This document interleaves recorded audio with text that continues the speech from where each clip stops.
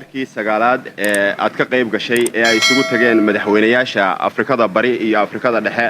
ee magaalada Brazzaville lagu sameeyay waxa uu waqti badan ku qaatay inuu heshiisiyo dhaqdhaqaaqyada walaalaha ah ee gobonamadoonka ee dalka Angola waxaana jirtay in guddi gaar ah xaalka loo saaray jaalle madaxweyne arrinkan uga waran marka ugu horeysa waxaan salaan kaliya laaba u jeedinayaa dadka Soomaaliyeed guud ahaantiisa anoo aaminsan inay iyagu hadal kastaba hadalka ugu horeeya xaq u leeyihiin inaan iraahdo mar labaadkana waxaan u jeedinayaa mid salaan kaliya laab ah oo aad iyo aad iigu sii qaaya weyn dadka Soomaaliyeed ku jira halganka baridda iyo barashada dadka reer miyiga u gargaarahaya ee u badan dhalinyarada iskoolaadka u badan macallimiinta iyo ragga ka shaqeeyo nooc kasta baa noqdeen anigoo ugu hambalyeynaya hawsha wanaagsan oo aan maqashiisnahay inay si fiican u wadaanin haddaan u soo laabto su'aalahaagii waxaan isleeyahay shirkii lagu qabtay Brazzaville guud ahaantiisa waa uu hagaagay maxaa waay marka ugu horeysa 11 madaxweyne isugu timid iyo mid walba cadad wasiir ah oo la jireen waana aad garan karaysaa in amuuro badan oo dusha ku laalaa lagu dhammaystiri karo meelahaas markii la iskugu yimaado marka xigana waxyaalihii la iskugu yimid oo danaha Afrikada Bari iyo tan dhexe ahayd wax badan baa ka qabsamay haddii hoos loo eego gaar ahaan wixii khuseeyey dadka oo Portugeesku wali gumaysanayo oo dalkaas jaarka la iyadoo oo arrimo badan oo sidii iyaga wax loogu tari lahaa ama loo gargaari lahaa laga tashaday iyagana waxyaalo ku dhex jiray badidoodu meel fiican laga gaaray markii ka dambaysayna haddii shirkii uu dhammaaday waxay ahayd laga maarmaan inaanan iloobin laba hawlood oo labaduba waajib ay igu ahaayeen iyada oo taladaas ay ila wadaageen jaallayaalkii aanu safarka wada ahayn iyo guddiga labadaba in aanu waddamadaas ka aan joognay iyo kuwii kaleba aanu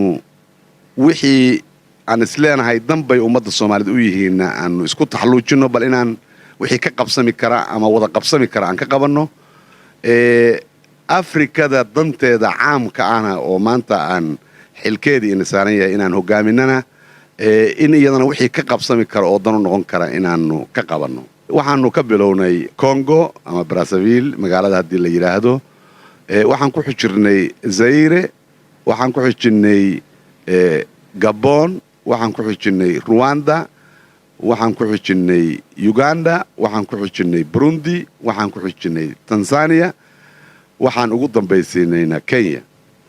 inta madaxweynayaal oo amaan la kulmaynay ama dad ah ama mas'uuliina wixii aan u bandhigaynay waxay ahaayeen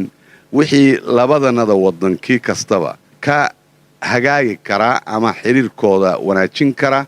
ama isgarabsiga maanta lagama maarmaanka adduunka heerka la marayo oo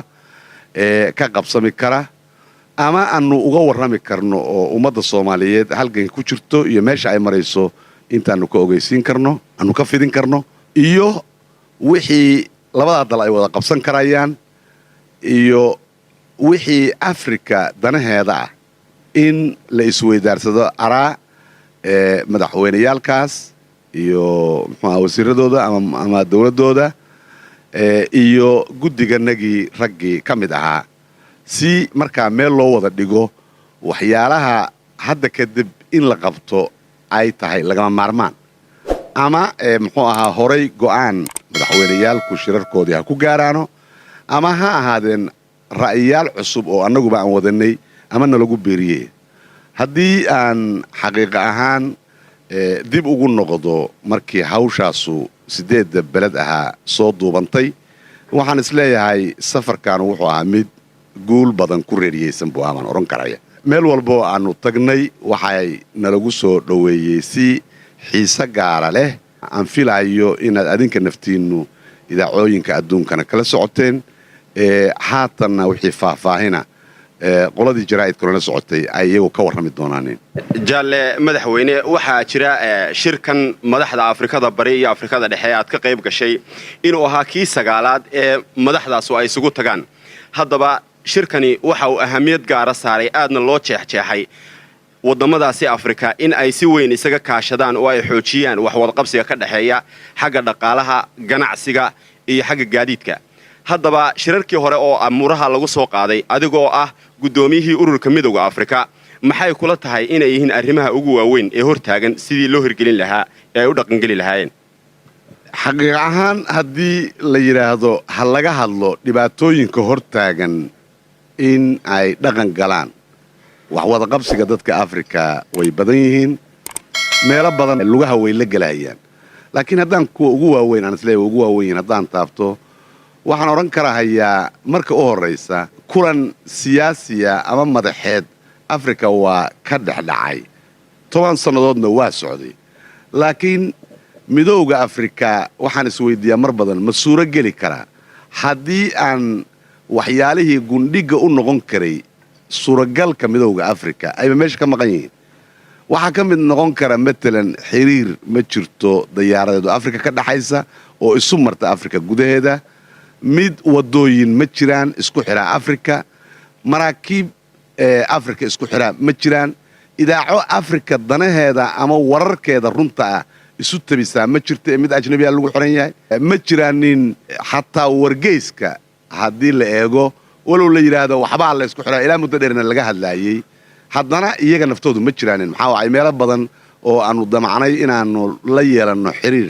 dalkanaga waxay khasabtay in wadamo isticmaaradii horeeta ka mid ah la mariyo kuwaasuna ay yiraahdaan maanta waa la nasanayaa iyo bal hadda dib baan ka eegi doonaa xaajooyin muhiim ah inay ku dhacaanin ayaa dhacday inahaasoo dhin iyo ina badan markii ay la eego in rumayntii midowga Afrika in dulal ku jiro haddaba aan dib u laabto iraahdo aan su'aashaadi dib ugu laabto maxaa hortaagan waxa hortaagan isticmaar ba hortaagan maxaa kale hortaagan yaa kale hortaagan isticmaar ba hortaagan isaga muxuu ahaa la taliyo isaga nooca meelo badan isaga nooca farsamo yaqaan isaga nooca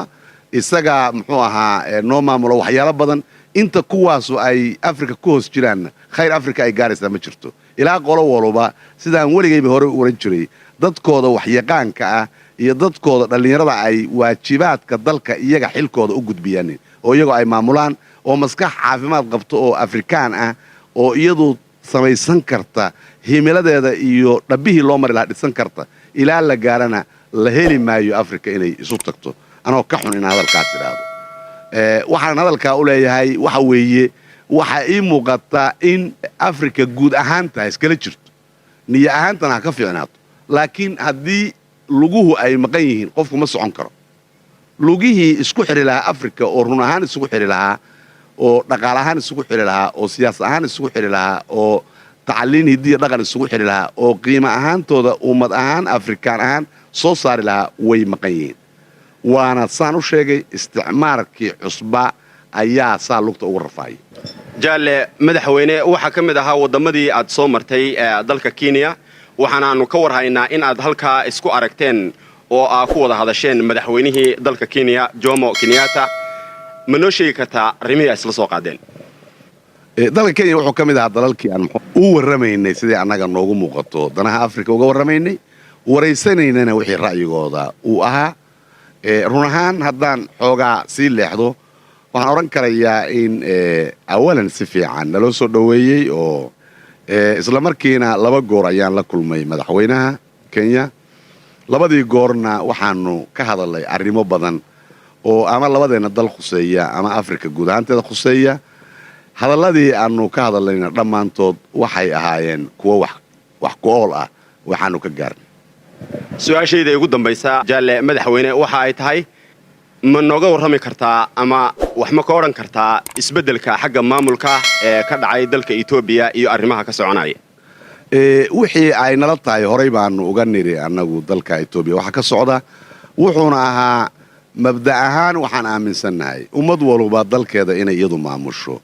taleedana iyadu inay leedahay faragelin banaankoona qaldaan inay tahay baanu moodaynaa markaas markii khalaanqalku usbilowday ayaan hore u sheegnay oo niri danaha dadka Ethiopia iyagu ha maamusheen annagu ma aaminsanin in la farageliyo haatanna waxaan filayaa inay iyagu ku filan yihiin sidii si ugu habboon inay dalkooda iyo dantoodaba u maamulaanin. madaxweynaha golaha sare ee kacaanku markii uu dhameeyey su'aalaadkii aanu ku warsanay dhabaha dawladaha ee magaalada muqdisho waxa uu dabeedna salaan iyo hambalyo ballaaran u jeediyey ummadda Soomaaliyeed meel kasta ha joogtay ee gaar ahaan ardada iyo barayaasha ololaha horumarinta reer miyiga ka wada dalka Jamhuuriyadda Dimuqraadiga ee Soomaaliya dhamaantiiba. waxaan isleenahay walow muddo aan waddan ka maqnayn hawsha waddanka qaybtii aan ka qaadan jirnay ee aan kala maqnayn waxaanu isleenahay cidla kuma dhicin baanu isleenahay ee wax u dhikami kara ayaad soo qabateen. ummadeen haddaan ku soo hoobiyo